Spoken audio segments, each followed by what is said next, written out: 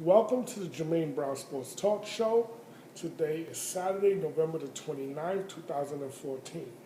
Before I get into my topic, I want to thank my family members for cooking an excellent Thanksgiving Day dinner. Stuff, it was great. I enjoy doing this every year. And I also hope and wish that everybody else had a wonderful Thanksgiving dinner and also weekend as well. But the topic I want to talk about today is RG3, the quarterback of the Washington Redskins, and how he was set up to fail from day one, and how he played a role in this setup, unwittingly played a role in his own demise as a quarterback for the Washington Redskins. But I have to really get this started. I have to go back to when he was drafted, to the 2012 draft, because that's when he was drafted, in 2012. He was going to be the number 2 pick after Andrew Luck, and many people considered him the best quarterback after Andrew Luck in that particular draft at the time. Okay? And he was going to be the number 2. Andrew Luck was going to be the number 1. That was a given. The only thing was this. The Rams were sitting at the number 2 spot. Washington wasn't. So Washington needed to trade it to move up to him, to get him. Okay? And they knew if they got to the number 2 pick, they would a lot to get RG3. Because the consensus was that Indianapolis was going to go with Andrew Luck. So, Washington gave up 3 number 1 picks, including that year's, and a second rounder for RG3. And in the NFL, if you understand how the NFL works and the NFL draft works, the draft pick, specifically the first 3 rounds, are golden. You really don't want to give up those picks for a player who's going to be average or below average or anything like that. You're expecting greatness. Okay? When you give up 3 first rounders or multiple second rounders for a guy, you're expecting greatness. And a lot of people thought that RG3 would be great. I was one of them. So I would have did the same thing that Washington did. But this is where it became a problem. Because when they drafted him in that draft, that means their next pick wasn't going to be into the 3rd round because they gave up the second rounder in 2012. So their next pick was going to be in the 3rd round. They drafted another player. But then it was the 4th round pick that really not only puzzled me, it puzzled other people. Because if you're sold on RG3, then why would you use the 4th round, knowing good well that that pick becomes very valuable considering what you gave up to get RG3? Why would you turn around and then draft Kirk Cousins? So then it made me wonder, was RG3 a Daniel Snyder, who was the owner of the Washington Redskins at the time and is still the owner of the Washington Redskins? Was this a Daniel Snyder pick? Or did Mike Shanahan, in other words, or was Mike Shanahan really on board with RG3? Because if you're really on board with RG3, then why would you use a valuable draft pick to draft Kirk Cousins? Now let the debate begin. Because then everybody started saying, a lot of people, let me say, not everybody, let me say a lot of people, because I'm using a little hyperbole here. A lot of people started saying, oh, Kirk Cousins fit Mike Shanahan's system before you even play the game. Kirk Cousins played at Michigan State while RG3 played at Baylor. Baylor ran a more a spread read option type thing. And that's not something that Mike Shanahan ran a whole lot of, even though Mike Shanahan has dealt with mobile quarterbacks before. Remember this guy by the name of John Elway? I wonder how he did in the league. Oh, that's right. A Hall of Famer. One of the greatest quarterbacks to play the game. Go figure. But when you use your fourth round pick on another quarterback, it makes me start to wonder, were you really sold on RG3? Was that the guy you really wanted? So then people started saying, well, Kirk Cousins fit Mike Shanahan's system better than RG3. And I'll never forget this because I was watching a Washington Redskins versus Chicago Bears game. It was a preseason game. It might have been like the third. It wasn't the fourth preseason game, but it might have been like the third. I would say the third, or maybe even the second, but it was most likely the third preseason game. What happened was an announcer, and I don't remember who was calling the games at the time in the booth at that moment, but an announcer said, well, if this was a competition, Kirk Cousins would be the starter because he's performing better than RG3. And this is preseason. This is practice, folks. Preseason. Okay? The other announcer had to politely correct him and say, well, but they didn't give up a boatload to get Kirk Cousins. They gave up the boatload to get RG3. So then the other announcer came back and said, to kind of clean it back up and said, well, yeah, but, but he's performing better, but, you got to go with RG3. Now he's trying to clean it up. No, too late, buddy. You already planted the seeds because Kirk Cousins played well in preseason, in a preseason game. Now, folks, I don't care what sport it is. When you talk about preseason, we call that like a tune-up. It's meaningless. Here's what preseason is for. And specifically, we're talking about the NFL. Here's what preseason is for. Preseason is for veterans on the fringe of making a team or being cut. Okay? And for rookies trying to make a name for themselves. Or should I say undrafted rookies. Or guys trying to make the team.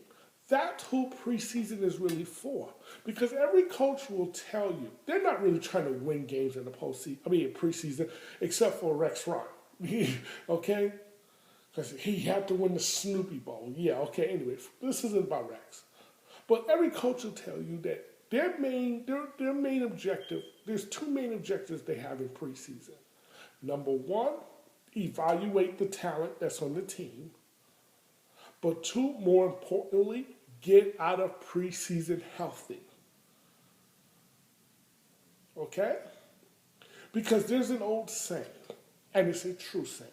You cannot win the Super Bowl in September, even though the preseason is really in August. But you can certainly lose it in September. Or you could also lose it in August. Because if you suffer a devastating injury to your starter, that could hurt you come January. So you cannot win the Super Bowl during those periods, but you can definitely lose it during those periods.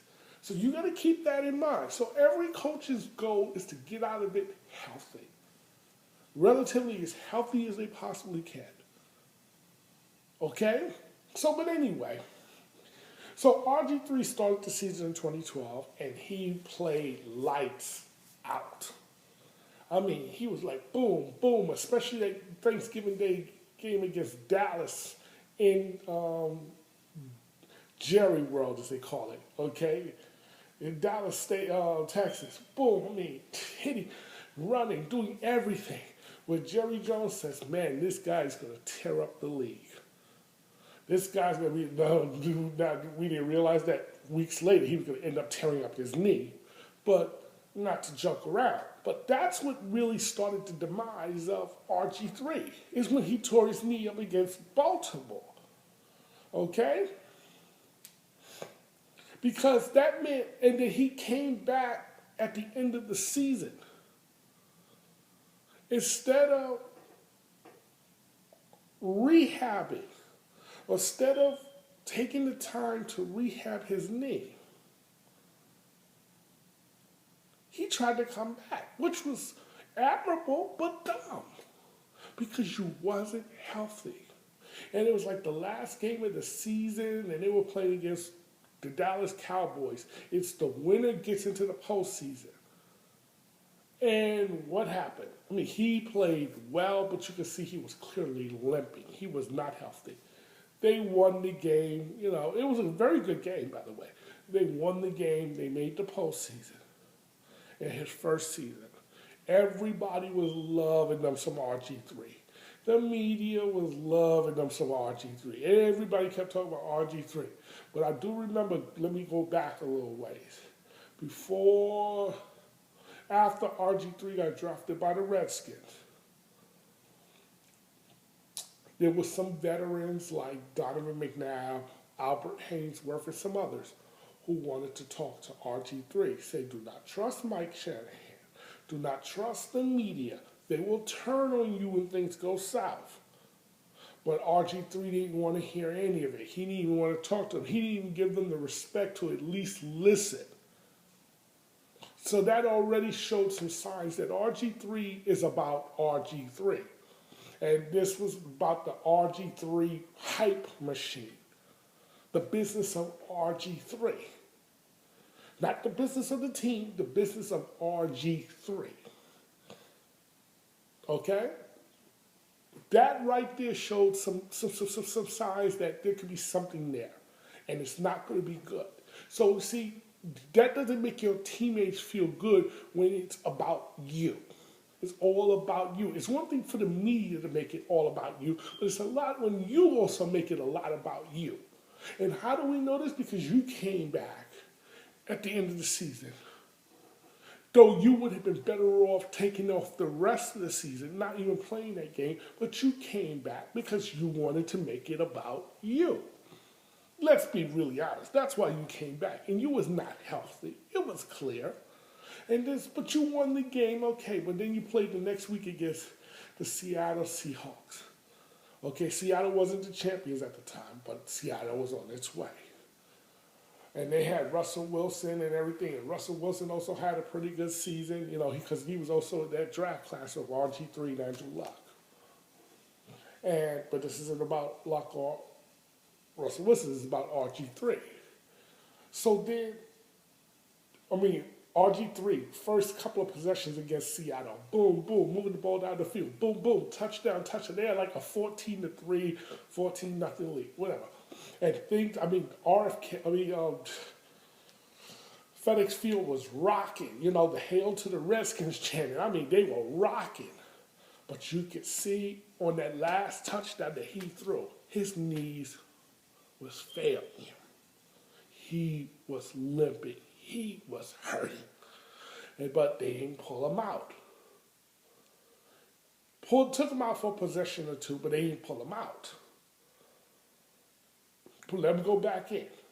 Until later on, late in the fourth quarter, or late in the game, his knees gave out finally. He's like, that's it. Now the doctors are saying this is a one-season injury. This is a one-year injury. RG3 said, nope, I'm coming back for the first game of next year. Another mistake. But here's what, he compounded the mistake. Because not only was he not working on his game, because he couldn't, because he's got to rehab the knee, he tried to do it with Adrian Peterson. But it's one thing for a running back to do that, because a running back, it's not like they got to really work on their game, per se. But for a quarterback, working on your game, you know, your throwing, everything, your accuracy, you need all that time. You can't take an entire off season and preseason and everything off in the NFL as a quarterback. You can do that as a running back, not as a quarterback. But I don't know. Well, Adrian Peterson did it the season before, and I can do it too. All right. But the problem is, he kept on Twitter and tweeting about this, that he was making it about him. Where it got to the point where people kind of like telling him, shut up. You don't need to be on Twitter. But nobody from the organization got to him and said, listen, RG3, knock it off. Just work on your game, work on getting back healthy. Don't work on, see, and what it was is that the league and the media, but not only the media, the advertisers pressured them into help create that atmosphere. Because why? They set it up. Philadelphia Eagles with Chip Kelly in his first season and Mike Vick versus Mike Shanahan and RG3. Oh, two dynamic mobile quarterbacks. Oh, now you got to have it. And that made it impossible for Mike Shanahan to do anything. When in actuality, he would have been better off benching RG3 from the start of the season. But Mike acquiesced it and let him play. And he did not play well during the season because of his knee. Okay, so now that's when the media and everybody started turning on him. Oh, it's about the business of RG3. See, now this is what Donovan McNabb was becoming prophetic about. So then here's what happened, folks. Here's what happened. When word came out that RG3 and Mike Shanahan was having a falling out, okay, Mike Shanahan was going to get fired. Mike Shanahan benched RG3 the last 3 games of the season. Now, he mentioned because, I wanted him healthy for next season. That's not the real reason he benched RG3. He benched RG3 because he felt Kirk Cousins was better. Okay? He felt Kirk Cousins was better. As a matter of fact, let me even go back to even that preseason. Joe Theismann started making comments. Now, for those who don't know who Joe Theismann is, he's a legend in Washington because he helped lead them to a Super Bowl and this, that, and the other. He was a pretty good quarterback himself, Joe Theismann was a pretty good quarterback himself. So, hey, when he speaks, people in Washington tend to listen. So he was like, they should play Kirk Cousins. Okay, that RG3 should not play. This was basically Joe Theismann's thinking. Joe Theismann mentioned that thinking. So, at the end of the season, when Mike Shanahan benched RG3, this is where people said, oh, there could be a quarterback controversy next season. But now the problem is this. They didn't give up all those picks and stuff for Kirk Cousins. This is why you don't draft Kirk Cousins that high. If you needed to get a backup quarterback, which you need, you can backup quarterback folks are a dime a dozen. They're a dime a dozen. You can find a decent backup quarterback. You look hard enough. Somebody who's capable of playing but cannot threaten to start his job. But when you draft 2 guys from the same class and pretty high, then it makes it like, yeah, your job can be threatened. But Kirk Cousins didn't play well those last 3 games of the season, so that pretty much killed that argument, except until this problem. Jay Gruden now, so Mike Shanahan gets fired, okay? He got fired right shortly after the season ended. And then Darrell Bevell, who's the offensive coordinator for the Seattle Seahawks, interviewed for the job. Darrell Bevell would have been the perfect hire for RG3. Because why? Darrell Bevell runs the read option and that spread offense there in Seattle. Darrell Bevell worked with a quarterback, I believe he was a Hall of Fame quarterback, but I got to check. I think his name is Brett Favre. Yes. So he's had experience working with mobile quarterbacks. Running a West Coast / spread, whatever you want to call it, he's had experience with that. Instead, you chose to hire a guy by the name of Jay Gruden. Now, for those who doesn't know about Jay Gruden, let me give a little background. He was the offensive coordinator back in 2011. He was the offensive coordinator. Actually, he was in his first year, to be honest. So he wasn't even the offensive coordinator before that, but in Cincinnati. But this was his first year as offensive coordinator there in Cincinnati in 2011. Mike Brown, who is the owner of the Cincinnati Bengals, stated back in January of 2014 that back in 2011 draft, Mike Brown, the owner of the Cincinnati Bengals, wanted Colin Kaepernick instead of Andy Dalton because of his unusual mobility. However, Jay Gruden talked him out of drafting Kaepernick because Gruden felt Dalton fit his offense better. So Jay Gruden, the newly minted offensive coordinator, who's the brother of John Gruden, but Jay Gruden talked the owner out of Colin Kaepernick for Andy Dalton. Now, Gruden's reasoning was this. Jay Gruden recently stated that he had wanted to run a pro-style offense with a classic pocket passer, and Andy Dalton fit that style. He also said he wasn't too involved in the read option and all the things that quarterbacks are doing nowadays. So that means he wasn't too involved in the read option, which means he has no experience with it. That's what he's trying to tell you. And that he wanted to run a pro-style offense. Well, let me see. When did RG3 run a pro-style offense? Let's try never. RG3 has ran a spread/read option even from his days in Baylor. So now, each offense is different. Pro-style offense requires that you stand back there and go through progressions. Okay? Boom. If one isn't open, two. If two isn't open, go to three. If three isn't open, maybe there's a fourth. That's great when you got a great or strong offensive line. When you don't have a great or strong offensive line, folks, that doesn't work so well. And let me show you what I mean by this. Let's look at Dallas this year. Dallas this year has performed very well, better than everybody expected, because you want to know why? The offensive line has given Tony Romo time. Okay? He's allowed to go through his progressions. 1, 2, 3, maybe a fourth. But when Tony Romo hasn't had the time, like games against the Washington Redskins or even now just Philadelphia Eagles this past Thursday, now all of a sudden Dallas offense is discombobulated. So the pro-style offense demands that the quarterback has time. When the quarterback doesn't have time, he's not useful. With a spread, it's about getting the ball out of your hands as quick as possible.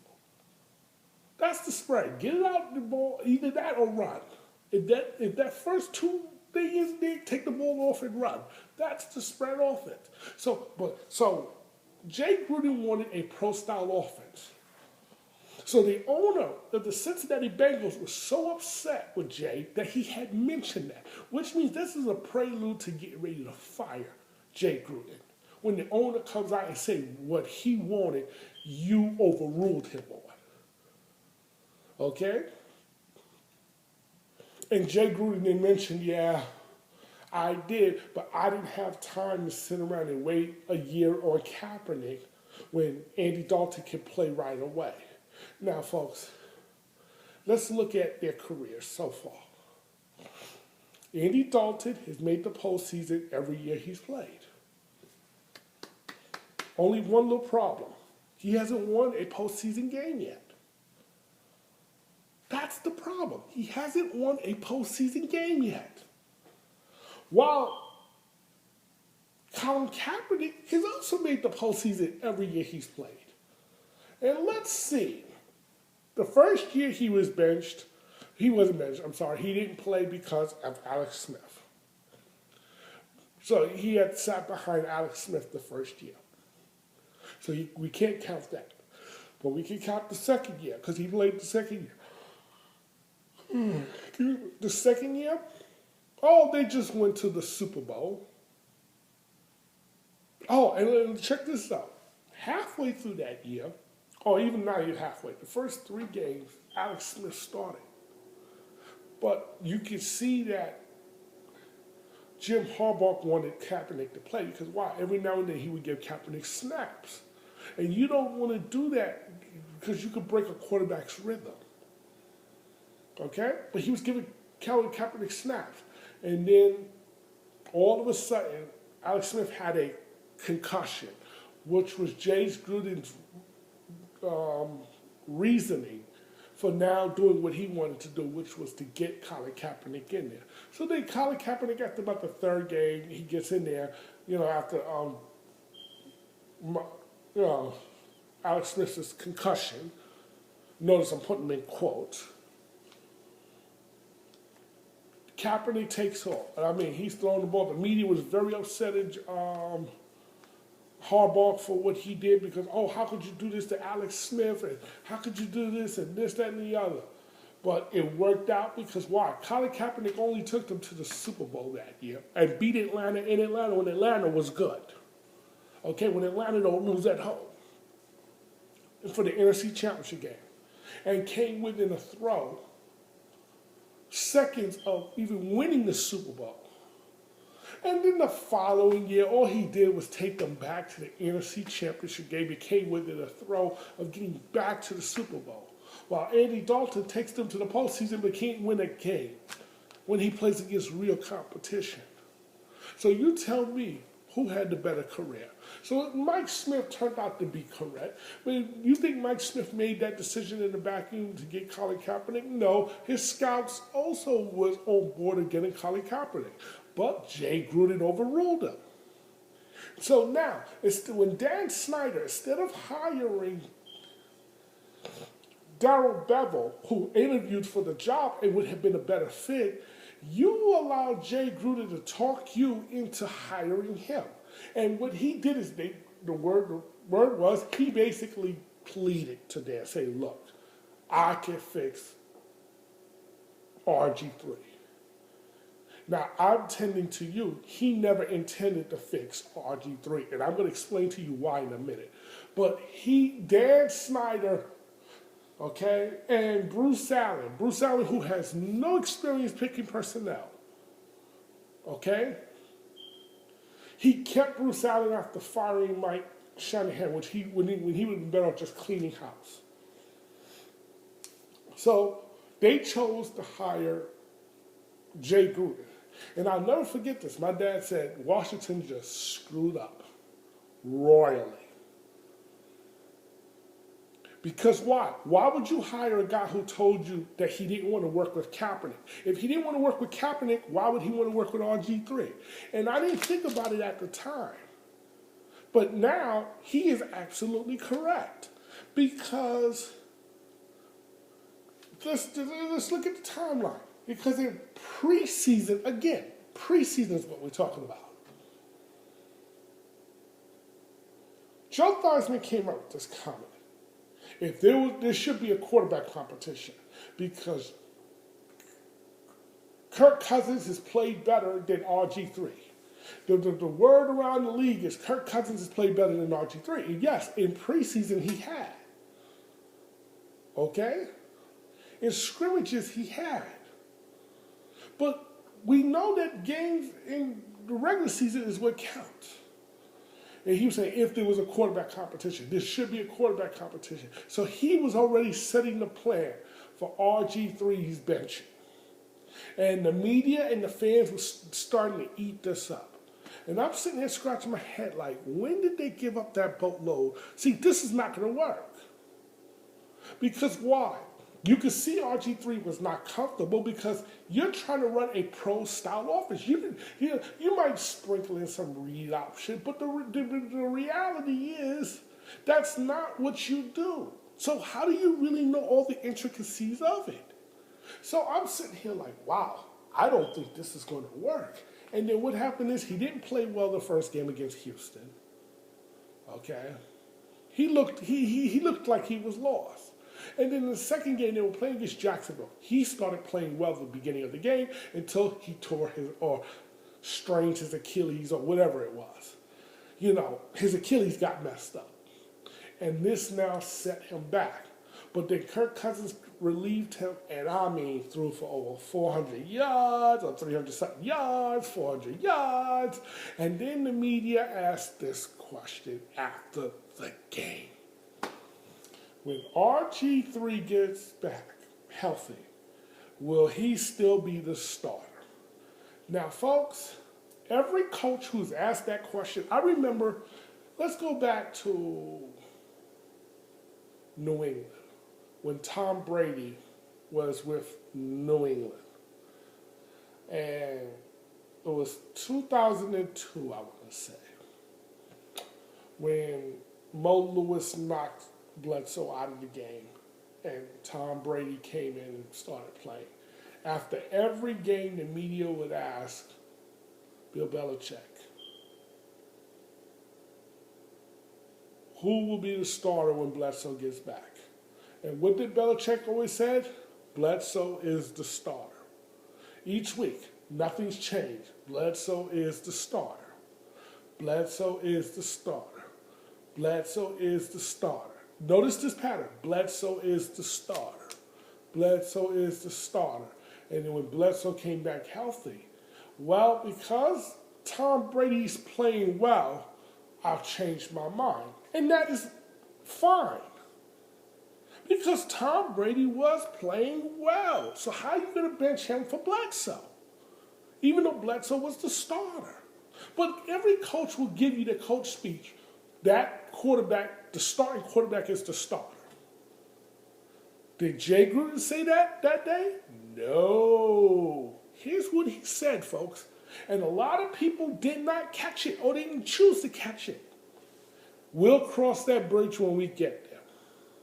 Which means he's telling you, I'm not sold on RG3. And if Kirk Cousins play well, he's starting. That's what he's telling you.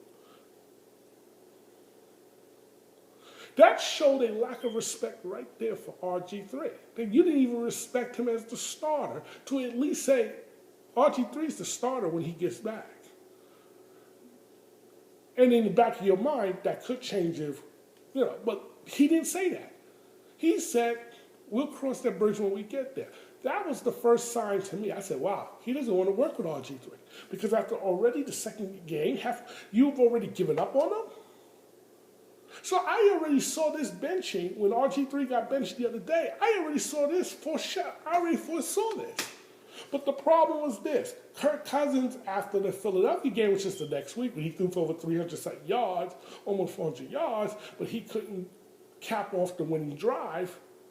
Okay, his play started regressing week after week, where now it forced Jay Gruden to say, well, RG3, when he comes back, he's the starter. Because why?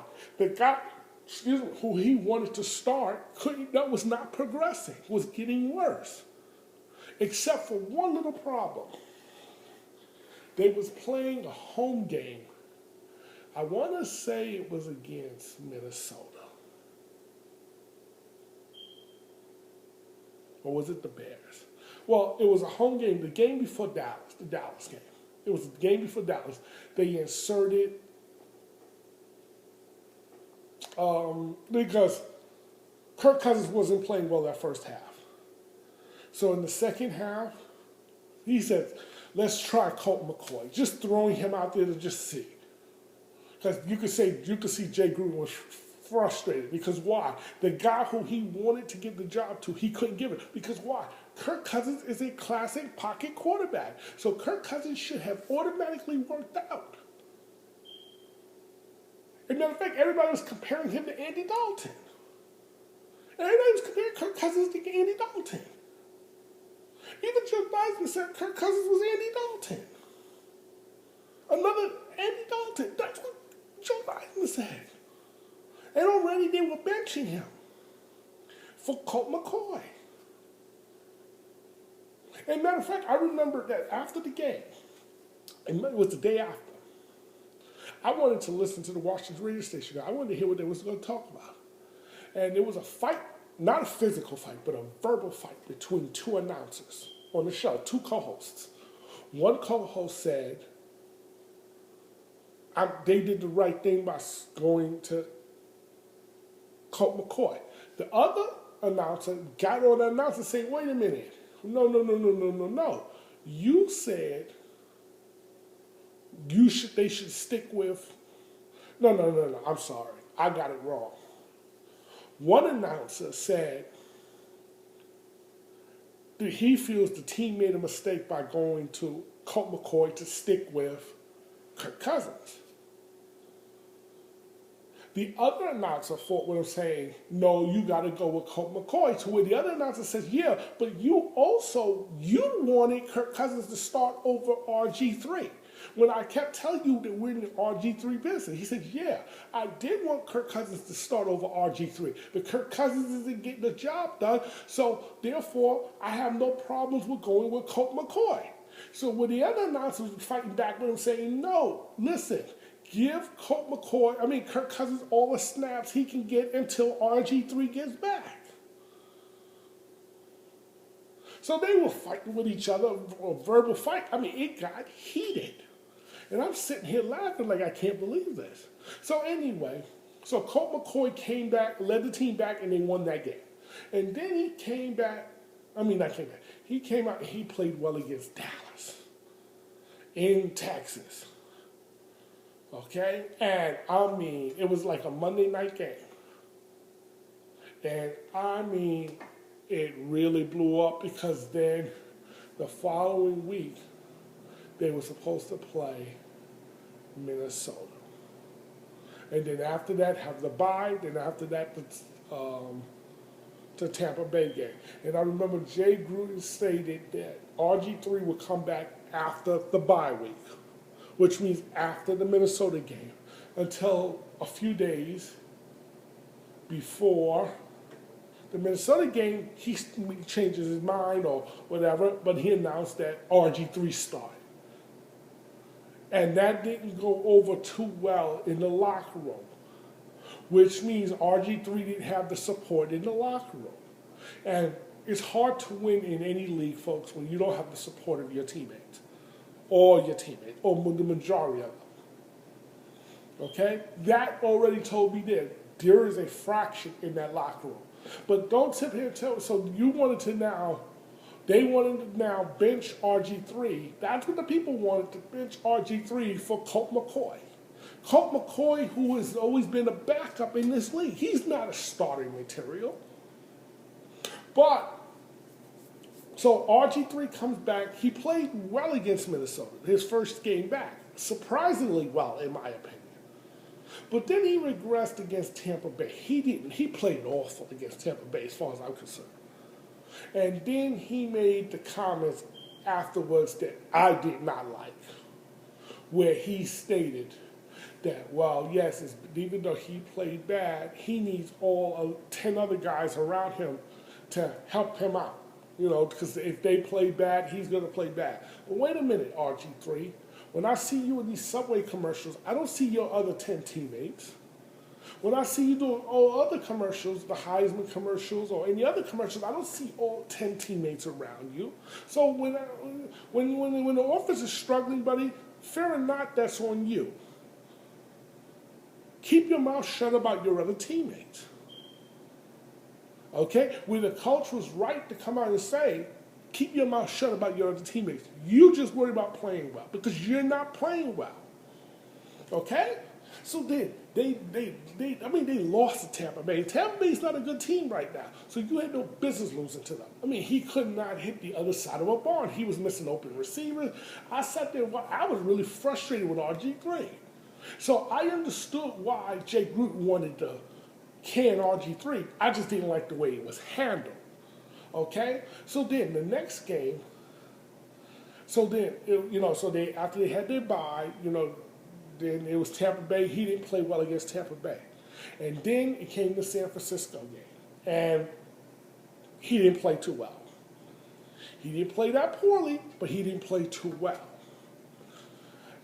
And then this is where now the coach came out saying, well, I have the right to bench RG3. He told the people that after the Tampa Bay game, which told you he was setting it in motion to bench RG3. Okay? And so I sat there and said, wow, you're not going to bench RG3 for Colt McCoy. Come on now, folks. You're not going nowhere this season. So you're trying to evaluate RG3. If you're trying to evaluate RG3, shouldn't he get all the snaps necessary? So instead, after the San Francisco game, he said, I intend to start RG3, which means I'm changing my mind. But it was my intention to do it. See, The coach's speech. See, so Jay Gruden knows when to use coach speech when he wants to. It got bad to where even he called out RG3's fundamentals and said after the Tampa Bay game, your fundamentals are poor, this is poor. Even Herm Edwards said that this is unusual for a head coach to bash his quarterback in open public like that. You don't do things like that. Herm Edwards was criticizing Jay Gruden on handling the way he handled RG3. Even Troy Aikman said this past Thanksgiving when Philadelphia was playing in Dallas. I have never seen a head coach disrespect a quarterback like that. He said that. I've never seen a head coach disrespect a quarterback. That is not, it's hard to be productive when you got talk like that. It was like Troy Aikman couldn't believe that the head coach did what he did and the way he did. I like Troy Aikman. Troy Aikman is a stand-up individual. Not too many people are. Now, which tells me Dan Snyder is running a rudderless ship here. He has not a clue how to run an organization, not a football organization anyway. See, this is bigger than just, this whole name change thing and stuff. This tells me he is clueless. First of all, you hired the wrong coach. Here you gave up all these picks for this type of quarterback, then you got to get the coach who fits that type of quarterback.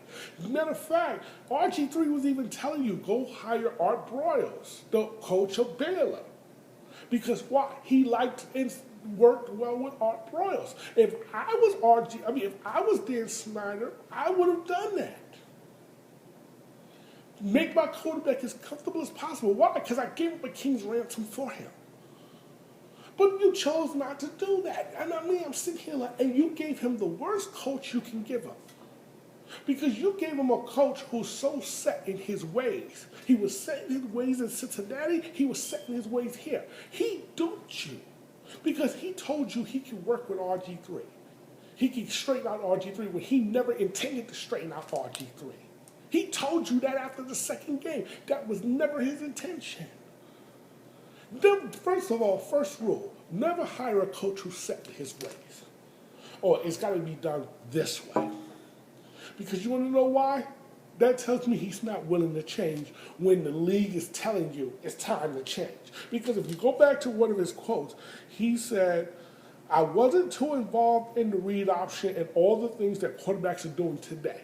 So if all the quarterbacks are doing this today and you're not involved in it, then why are you the offensive coordinator? Or why are you running an offense? That makes you no better. Oh, wow. Woo. So like I said, I can't blame Jay Gruden. This is not on Jay Gruden. This is about Daniel Snyder. Now, let me tell you what I would have done if I was Daniel Snyder once you done hired Jay Gruden and this done happened. Here's what I would have told Jay. Jay, there was two routes that I would have taken. One would be, Jay, you're not benching RG3 for Colt McCoy.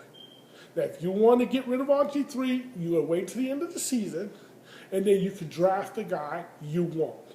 Or we can go get the guy you want. But we're not benching him for Colt McCoy.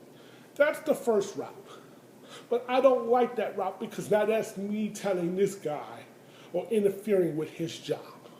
Here's the second way I would have taken, or path I would have considered. And this is the route that I would have taken, knowing me.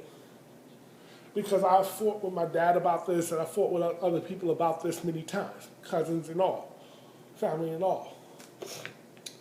I would have said to him, Jay, bench him. Go ahead. I support you benching him for Colt McCoy. However, should you do that, you're not going to be able to draft another quarterback. Your career here is riding on Colt McCoy.